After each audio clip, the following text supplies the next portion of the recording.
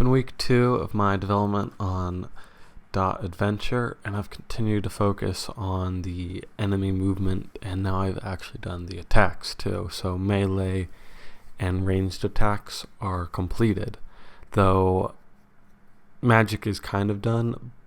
Blast attacks for magic can just be done with the range control, just with a magic projectile, but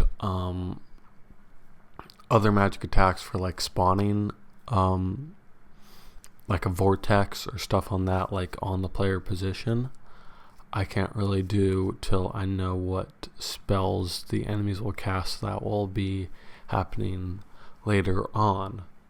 But I've also done more for the movement and stuff. For certain enemies, when they attack, they're going to move across from the player, so they're going to have to cross across the circle. And so now that works, and it just does that by increasing the number its circle pose by 4, which would make it go to the other, or makes it move halfway across the circle in rotation.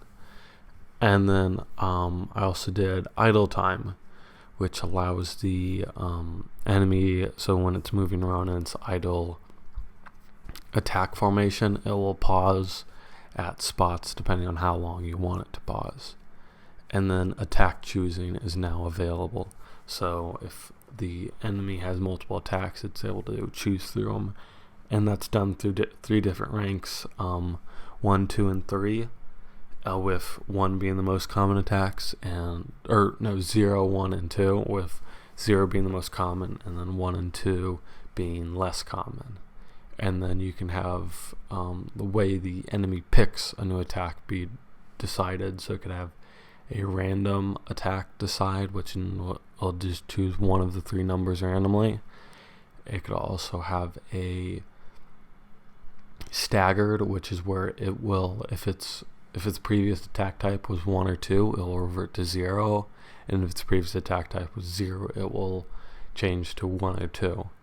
And then you also have increasing, which will go 0, 1, 2, and then back down to 0 after each attack. So this allows some different options, so it's not repeating the same attacks over and over again. And then for each attack type, if you have like 2 zeros, it will then randomly select between the 2 zeros if it's going to attack with a 0 attack. So that's for attack choosing. But there's also a different problem, and this is what's seen in .tank, is where a lot of the enemies will clump up together. And this was definitely a big problem in .adventure, because now as the circle poses, it goes to not just being close enough.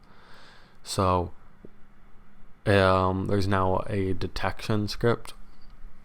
So each of the nodes have a node control script, which has one function that returns a value, false or true, depending on if there's an enemy or wall position at its location. So the enemy will be like, hey, this is the closest node to me. It's going to then ask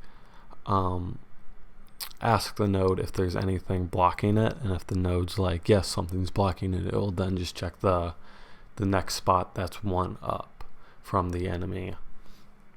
Otherwise, it will just go straight to the enemy, and it'll be, the enemy will just choose that one because nothing's blocking it. But if something is blocking it, it will be like, hey, yo, you can't come to me. So that is it for my progress this week. But for next week, I have to finish up the last little bits of movement, as I still have to do, I still have to do a little bit for the attacks, because not all of them are functioning fully, especially with the across one right now. Right now it moves across to the other circle pose across from it, so the player can't really dodge out of the way, because the enemy will just adjust, because all the positions move with the player.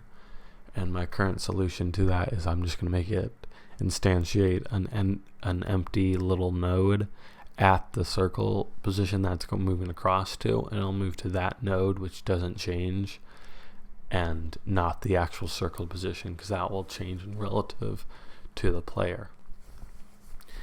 But I should be done with that and plenty of time to work on some of the other stuff for the week, so I'm also going to have to focus on hopefully the battle UI and some of the inventory UIs, just adding new images for that so it looks good and blends in with the player images and weapon images. But that's it for my week 2 of my development process.